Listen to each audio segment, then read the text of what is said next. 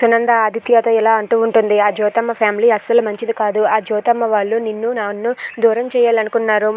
మా నుండి నిన్ను దూరం పెట్టి నిన్ను దూరంగా పైకే పంపించేయాలనుకున్నారు. అలాంటిది వాళ్ళని మీరు ఎలా నమ్ముతున్నారా?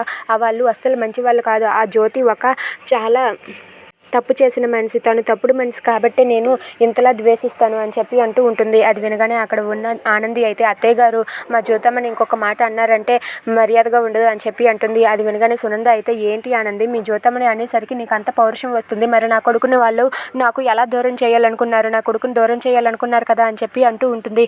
అది వినగానే అక్కడ ఉన్న ఆనంది అయితే జ్యోతమ్మ అలా చేసిందంటే అప్పుడు ఒక భయంతో అలా చేసింది, అంతేగాని జ్యోతమ్మకి అలాంటి ఉద్దేశమే లేదు. జ్యోతమ్మ మనసు చాలా మంచిది అని చెప్పి అంటుంది. అది వినగానే సునంద అయితే ఆ మంచిది అయినప్పుడు నా కొడుకుని నడి రోడ్డు మీద ఎలా వదిలేసి వెళ్ళిపోయింది అని చెప్పి అంటుంది. అది వినగానే ఆనంది అయితే మరి మీరు ఏం చేశారు అత్తయ్య గారు?